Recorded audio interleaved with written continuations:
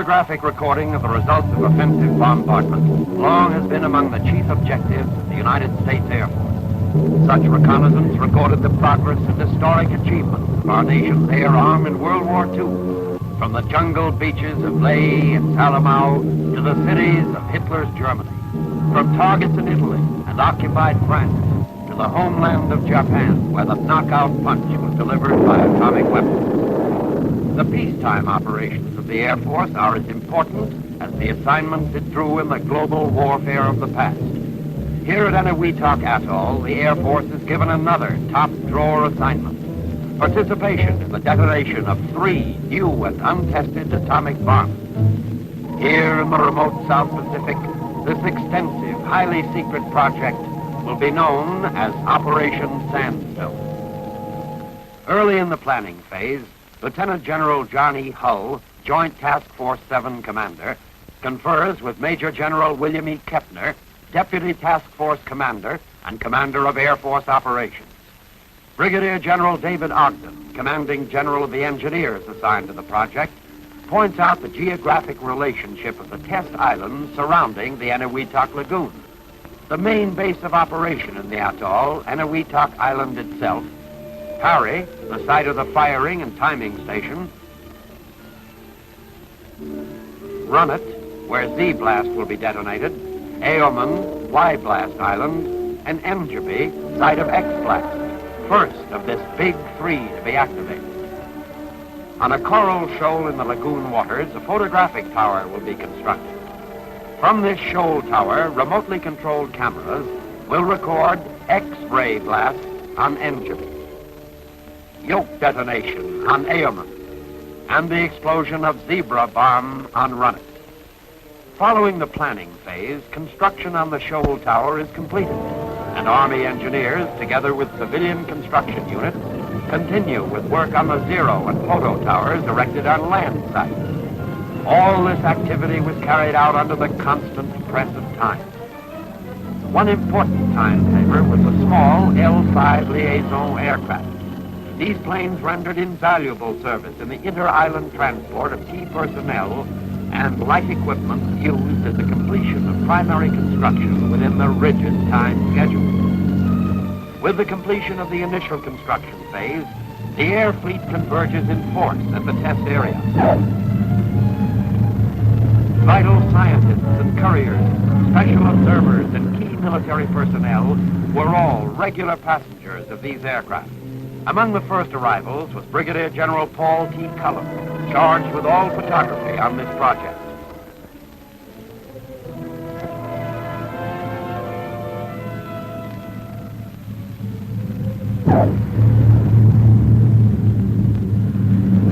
Air Force transports form an airlift to the island. The delivery by air of important scientific equipment made possible the final installations within the exacting time schedule. An aircraft of a Hurricane Reconnaissance Squadron arrives from Guam.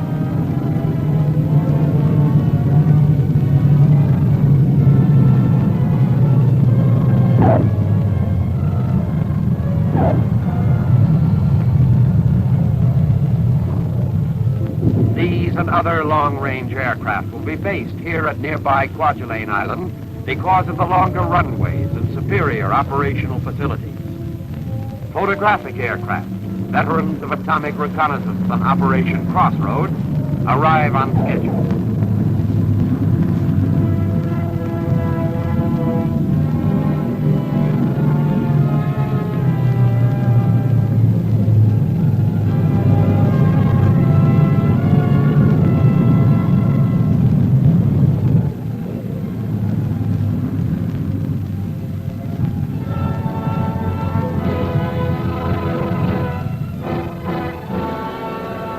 General Hull returns to the test area in an Air Force B-17 and is greeted on arrival by General Kepner and General Roger M. Ramey, commander of the Air Task Group. The steady stream of transport aircraft flowed into Kwajalein and Eniwetok.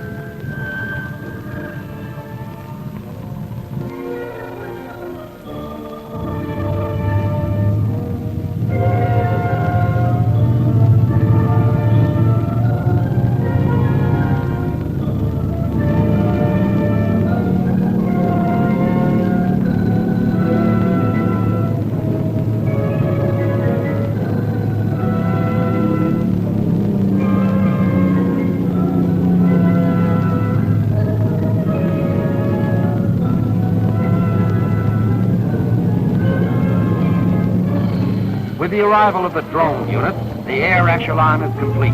Flown to the site in a normal manner, these 4-engined aircraft, weighing over 30 tons, will operate on their missions around and through the deadly atomic cloud without a single man aboard them. Alongside Kwajalein's busy runway stands the Air Briefing Auditorium. Inside, Generals Hull and Kepner meet with the commanders of the various air units, and decisions are coordinated at the command level before presentation to the operational units in the form of constant informational briefings. Briefings covering every phase of the Air Force mission. Constant briefing operations. Routes for all aircraft will be Kwajalein to Woso to Eniwetok area.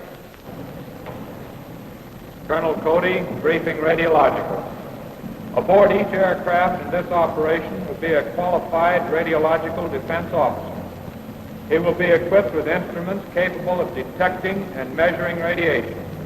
His primary duty is to act as a technical crew member, advising the aircraft commander on matters of radiological defense, and secondarily, in obtaining scientific data and the evaluation of this data for use in future Air Force operations.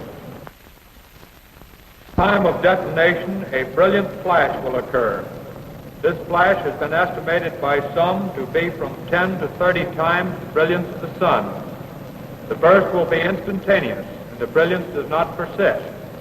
Following the burst, a fireball will appear and the cloud arise. It will then move and dissipate in accordance with the winds at the various levels existent at that time.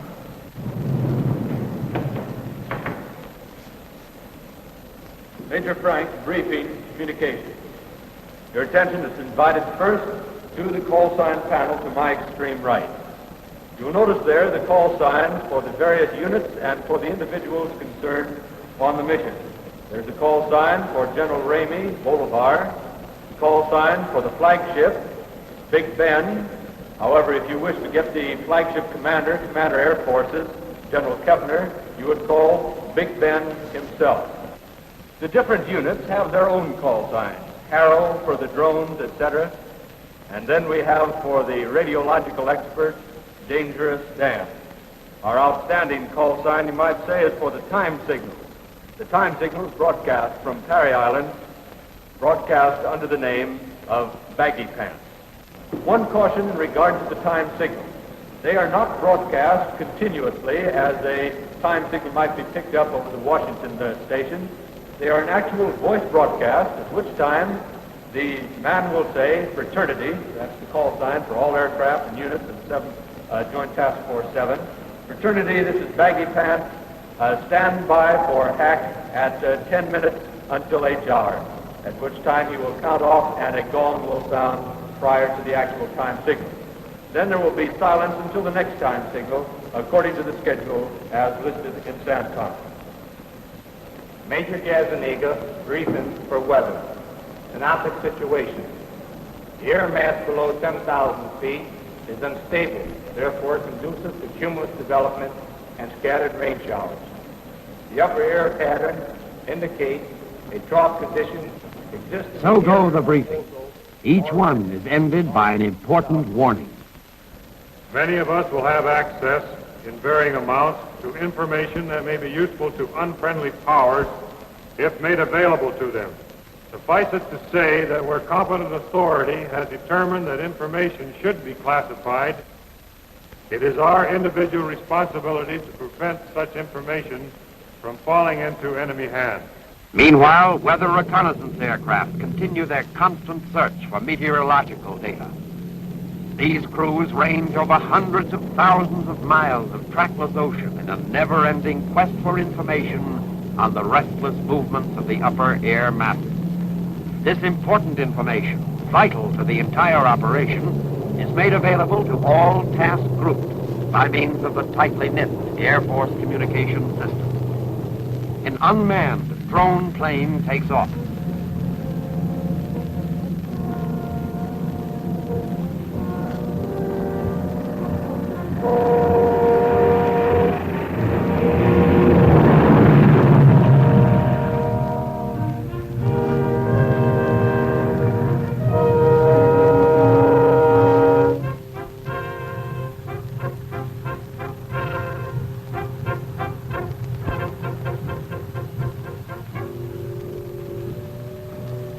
As the drone is airborne, a mother plane sweeps in low and takes over flight control.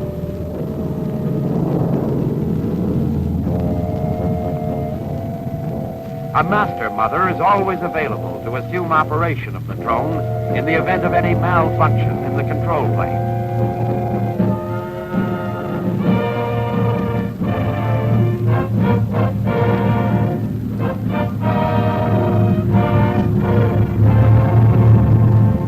The mission of these drone aircraft will be to obtain samples from the heart of the deadly radioactive cloud arising after the detonation.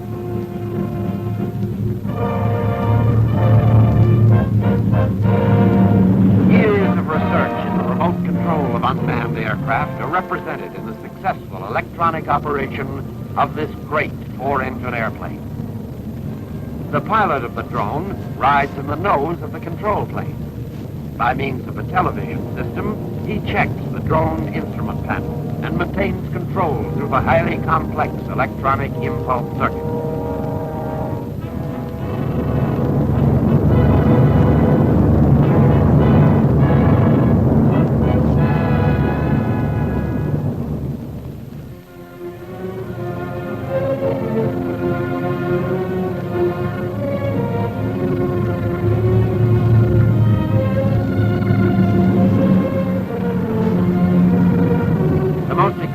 Process in the drone operation is the landing of these 30-ton flying laboratories. These landings require the most precise and careful coordination to prevent damage to the delicate instruments, the aircraft itself, and to ground personnel. Following normal landing, the plane is braked to a smooth stop, and sample recovery crews assume control. In practice, the same precautions are used as will be exercised after radiological contamination. Engines are cut by means of an external switch, and the plane towed from the runway to make room for other landings.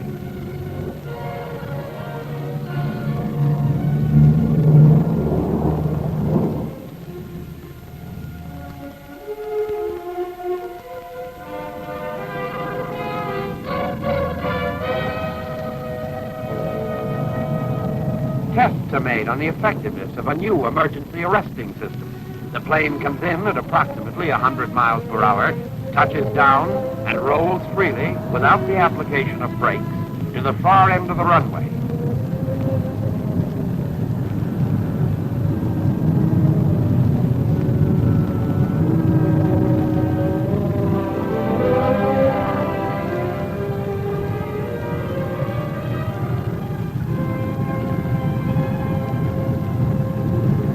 The runaway drone is brought to a smooth stop by specially woven elastic nylon rope. Meanwhile, photoplanes continue their practice mission. Aerial cameramen sight motion picture and still cameras on Zero Island as the practice orbits are flown around the detonation site.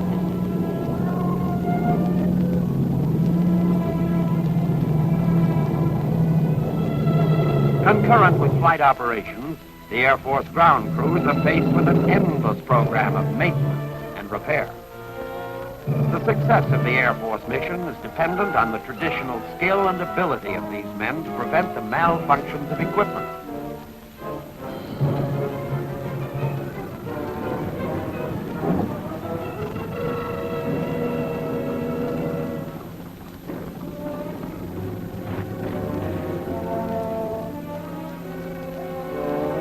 Final phases of preparation for X-Day begin.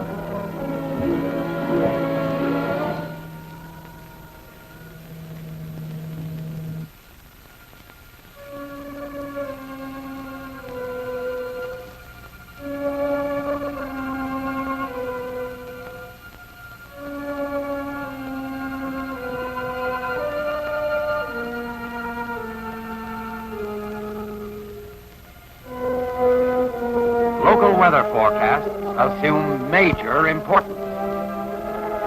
Hey, son. Morning, gentlemen. Be seated. Gentlemen, I have just come from a weather briefing where General Hull has decided that we will go ahead, and that means that tomorrow is X-ray day. We're about to implement a plan that you've been working on for months. I expect success. However, I want each and every one of you to be vigilant and on the alert for emergencies. Stop them before they start, if possible. I want you to keep me informed of anything that's not going according to routine.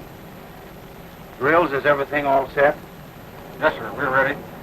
Above all, gentlemen, heads up and see that everything is going smoothly. Final checks are made on all installations, and cameras are given a few dry runs to ensure proper functioning. Scientific aspects of this explosion will be recorded in every conceivable photographic manner, from the high-speed motion picture cameras capable of exposing film at the rate of 10,000 frames per second, from normal 35 and 16 millimeter cameras using black and white, color, and infrared film, specially designed equipment such as the O'Brien smear camera, telephoto still cameras, all remotely triggered through the complex electronic circuits relaying impulses from the control station. The installations on all camera towers are complete. On Eniwetok, the manually controlled photographic equipment is focused on 0 point. Sensitive sound equipment is being set up to record through a special directional microphone the actual auditory impressions from the blast. Photo equipment is checked and delivered for installation in the photo plane.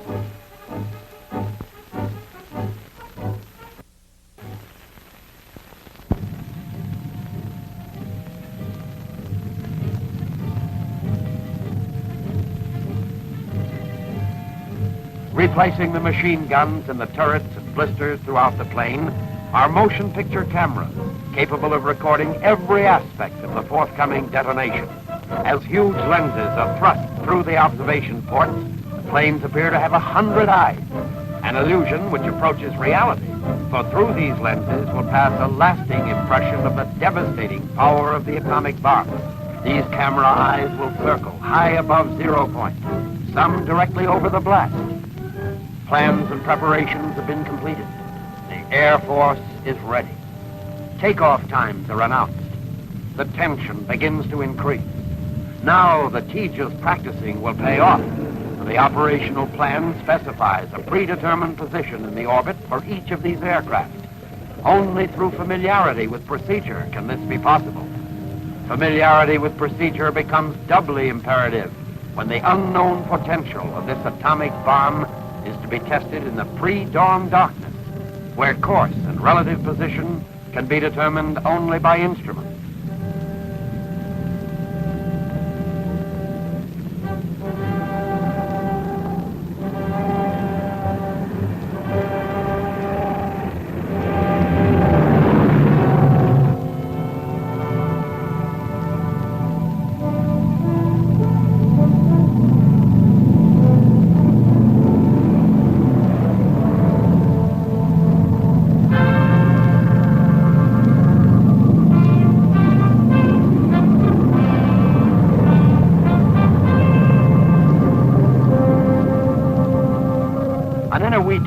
Close to Zero Island, the drone planes are prepared for pilotless takeoff. Here, the tension is really high, for this will be the first mission of unmanned drone aircraft on a nighttime operation. The complexities of drone control are greatly multiplied at night, for no accurate visual check can be made on the drone's performance.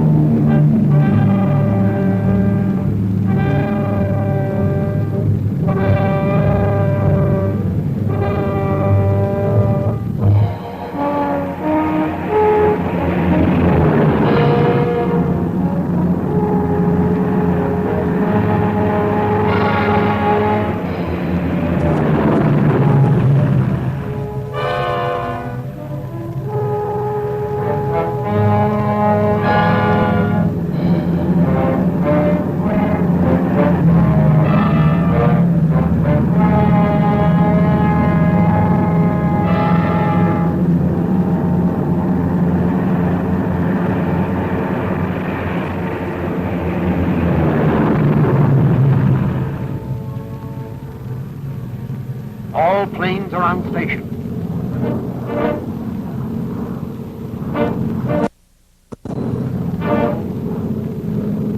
The control pilot guides the drone directly over the pre-designated point of blast.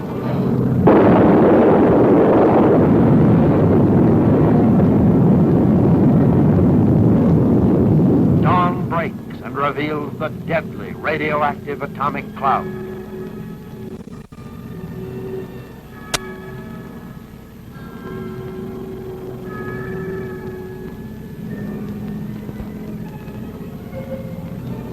Blasted Enderby Island, far below, is revealed to the drone as it emerges from the atomic cloud.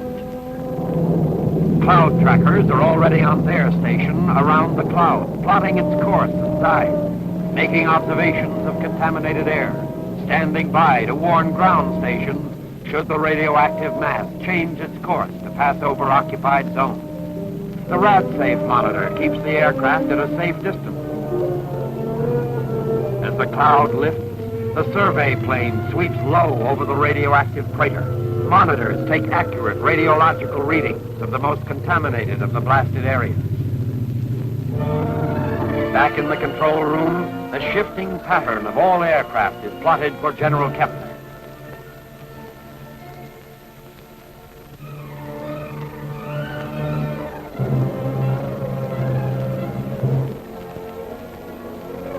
Their mission of cloud penetration complete, the drones are returned to Eniwetok.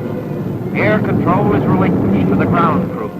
Landing is effected by an electronic system similar to that used in the control plane. This is the crucial moment in the drone operation, and all hands sweaty in these unmanned B-17s with their cargo of priceless scientific samples. Because of radioactivity gathered within the cloud, the drones are dangerous, and mechanical devices are used whenever possible to prevent the exposure of personnel. As a safety precaution, personnel are exposed to radioactivity for only a minimum period of time. Filter papers containing the samples are removed from the trap.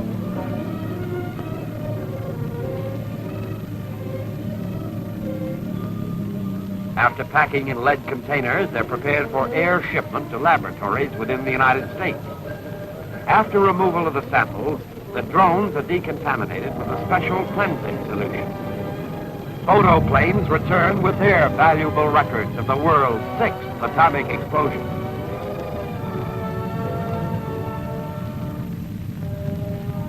Immediately upon landing, all aircraft and crews are monitored for any harmful radiation.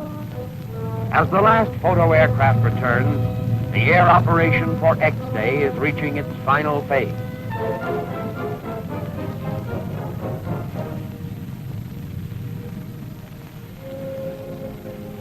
The precious film is unloaded in the presence of security guards, and along with other valuable scientific data, is loaded for shipment by courier to the United States. Even as the last courier plane departs, marking the end of X-Day phase of Operation Sandstone, preparations are underway for the second blast on the forthcoming Y-Day. With the initial preparation for Y-Day completed and favorable weather predicted, the tempo of last-minute activity is accelerated. Once again, these crews will face an unknown quantity, for the bomb to be tested on Y-Day is of a different and even more powerful type than that used on X-Day.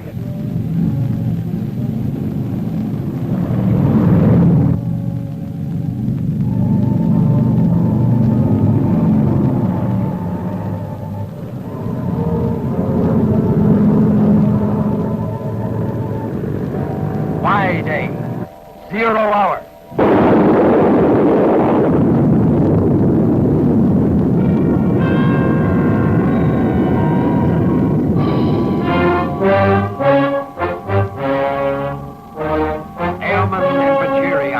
Lie as mute testimony to the devastating effectiveness of this new atomic bomb.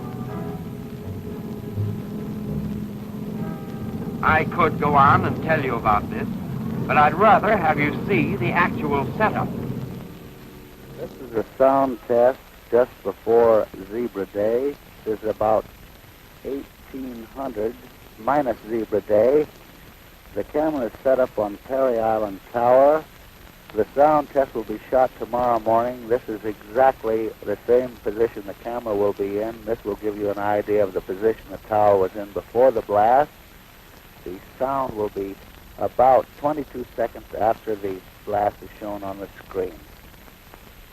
This is what happened on Zebra Day. Hello, fraternity. This is Baggy Pants. Stand by for final time signals. Stand by for final time signals. At the sound of the gong, it will be minus 30 seconds. Minus 30 seconds. At the sound of the gong, it will be minus 20 seconds. Minus 20 seconds. At the sound of the gong, it will be minus 10 seconds. Minus 10 seconds.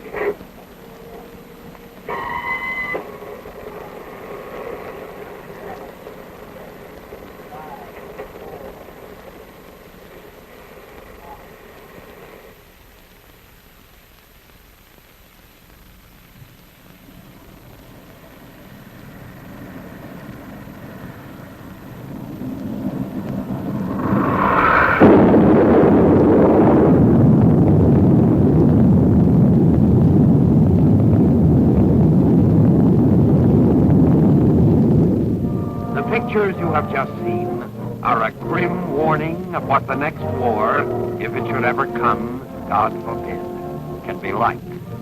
Atomic bombs bring to air power a weapon that staggers the imagination. Our main defense against such a tragedy rests in the strength and alertness of our own Air Force, the one that gets there fastest with the mostest. And how do we get there fastest with the mostest? Through the wings of the Air Force.